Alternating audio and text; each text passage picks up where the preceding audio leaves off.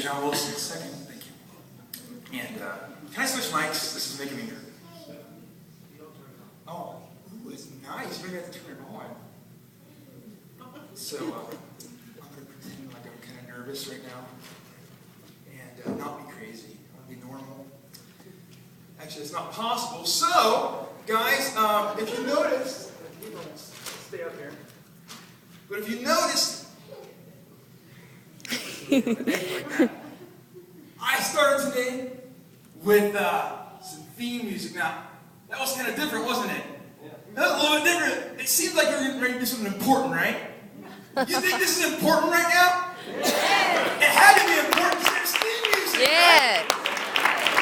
I mean, seriously, if I would go somewhere and it was like, boom, now I tried to get pyro and they wouldn't do it. He had sparklers. But now that would have been even cooler, right? Well, Yeah. do you know what? That took me about 15 minutes on a computer at my house for free to put that together. And every single service, Generation J, is the children's ministry at my church. We have J time on Wednesday nights.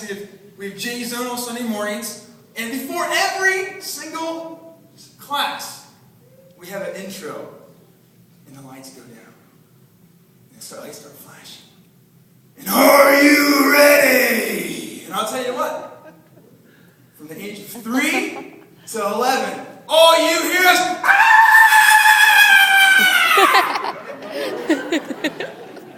and you know what? That makes it important. That makes it a big deal. So I come out there every single week, Sunday and Wednesday. I don't even lose my voice. I can do it all day long. And they get so excited because it's important. And even though in that class, that night there might be only 20 kids, there might be 50 kids or 70 kids. It doesn't matter. It's just as important. And so they're excited to be there. You may, please sit down. You guys are making me nervous. I'm not used to this. You don't have to tell the kids. They just sit down and start talking. But I'll tell you, whenever you're doing something with children, you need to go out of your way to make it big. Right. Make it seem important, even if it's really not. I mean, we're just talking about, Noah. Everybody knows Noah, so, I mean, personally, we don't have really any boats in Ohio. But, it'd be kind of weird since you had to bring a boat in the church. But, you know what? That's what I'm talking about. Really. Do something to make it feel like it's a big deal. Because to that kid, it really is a big deal. Yeah. So, today I'm going to be talking about being creative. Now, the first thing I want to address in being creative is, well, quite frankly, the biggest obstacle to being creative. Now, I'll tell you what, I can't be creative. I don't have any money. My pastor, we don't even have a budget. Whatever we get on Sunday morning or Wednesday or whatever, that's all the money we got. So I can't possibly be creative, right? Right? You can't be creative with no money. Well, okay. We have no resources. I mean, even if I had money, I don't even know anybody that could do this stuff. This is crazy. I don't even have staffing. It's just me and my wife, or if you're a girl, you and your husband. This is all I got. I have no staff. How could I possibly be creative? Ladies and gentlemen, I'm here to tell you the number one obstacle to being creative is not the devil.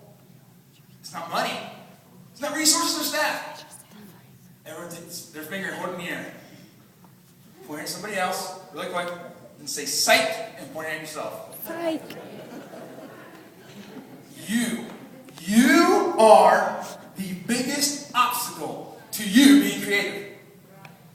Yeah. It's the truth. I mean, we're really good at excuses. I know I am. In fact, I've got 4 kids, and I thought I was creative when I was younger. I really did. But they must have got it from their mom. But they were really creative too. And they come up with these things. They tell me the reasons why they're fighting. I'm like, where does this stuff come from? Oh, wait. Okay, I get it. I know where it comes from. Okay. But, guys, when you are faced with trying to be creative, trying to think outside the box, and do things, you cannot let anything be impossible. You can't let anything discourage you. If you have an idea and you say, you know what? There's no way I could ever implement that. It's too big. It's too big. I can't possibly do that. Do it. Don't care what people tell you. Don't even care what you think. In fact, if you're not taking on things bigger than what you think you can do, you're failing. If you are saying, what can I do? And that's what you do, you're not doing a good job. You need to challenge yourself. You have to be uncomfortable. I've never gotten to talk to a group of teachers before. I usually talk to a bunch of kids. Or I've talked to my whole church. But even then, it's never been quite this audience. So it would have been really easy when I was asked, hey, come and talk to these people. Oh, I've never really done that before. It could be uncomfortable. They might think I'm crazy. But you know what? It's kind of out of my comfort zone a little bit. It's perfect for me. And I want you guys to leave this place with your minds thinking differently about the things that you used to think about. Now, I'll tell you what, Brother Roberts, earlier, you mentioned something about we don't have time for Kool-Aid and cookies. I'll tell you what, first of all, bring your cookies to me. I'll take care of that. And Kool-Aid, by the way, I like Kool-Aid too. But we live in a day and age today where we have maybe an hour per service with the kids. On average. In most churches, you only have class probably once on a Sunday with the kids. Even if you have a night service, you still only have one class with kids on that day. So you are looking at maybe 2 solid hours with these kids in a week. If you're going to take 15, 20, 30 minutes of that time and give them juices and drinks and stuff, you know, you've sacrificed invaluable time. So, it's not even on my notes, but I'll tell you, you hit home with that.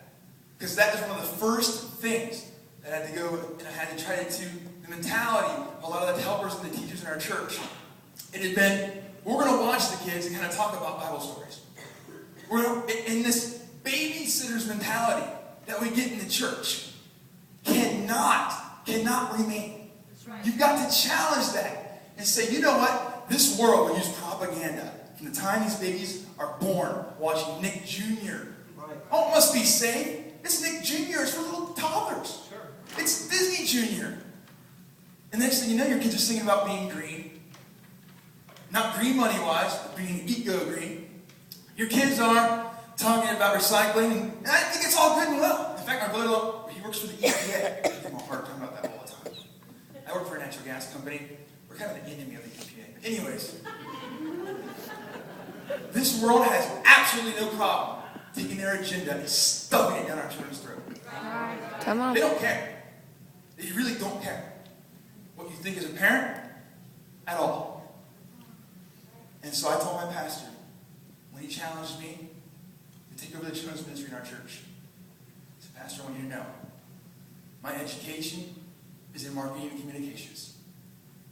I will not stop at any sort of propaganda, if you want to call it that, to convince our kids the Bible's real.